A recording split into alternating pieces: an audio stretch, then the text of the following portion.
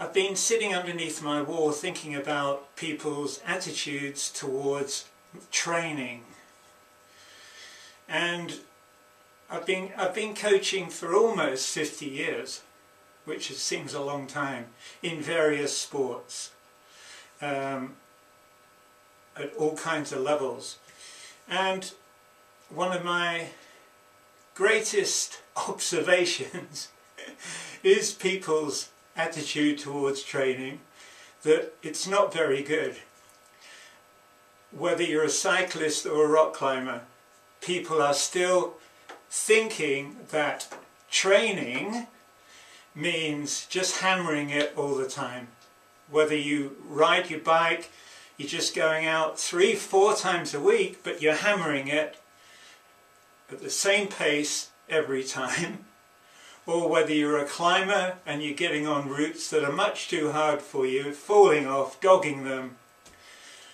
Both sports, you're not seeing much improvement, yet you're very keen to improve. So I find it really funny sometimes, you know, if you're a cyclist, people are still hung up on average speed, for example, as if average speeds gives you any idea of the physiological cost of the exercise. You know, it's really funny. Training, therefore, does not mean going hard, pulling hard, riding your bike hard every session. For sure, you have to do this occasionally, but in the right dose. If you train too hard, if you ride your bike too fast all of the time, if you climb routes that are too hard all of the time, you'll get to a certain level, then you'll just start to decline. You won't see any or much improvement at all. Really, you're just going to get stale.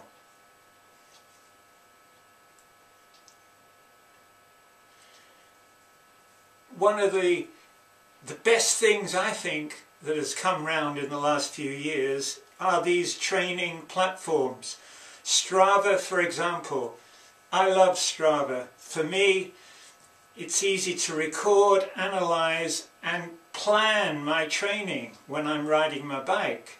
But, and we go back to people training too hard on the bike, I think people are just not using Strava correctly. They're trying to go out, they're trying to beat their personal records every time they go out, which you're not going to do.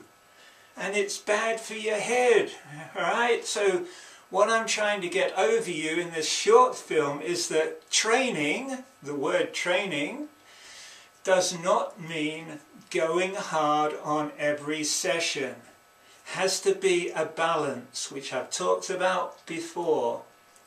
A balance between base riding and your effort, your hard intensity riding. Okay? Road cycling is mostly an endurance sport, so for sure you have to do your endurance riding. But believe me, you don't win a race by going slow. So you have to do some top-end efforts to work that top-end speed as well. It has to be a balance. If you're a climber, yeah, you must do your volume, your endurance work, but believe me when I tell you that you need to do some bouldering, hard moves at the right time as well. A balance, that's what I'm trying to get. Training means improving, growing, preparing in a controlled way, a balanced way, not going hard on every session, whether you are a rider or a rock climber. Okay? So think about that. Maybe it will get you thinking about what you're doing now. Well, you know, Clive's right. Every time I go out, I'm trying to beat my PR. And it's just not working. I'm feeling tired all the time, or I'm going out and I'm trying to climb 8A every time I go out. I'm warming up properly, stretching, etc., like Clive says, but I'm just not doing the routes.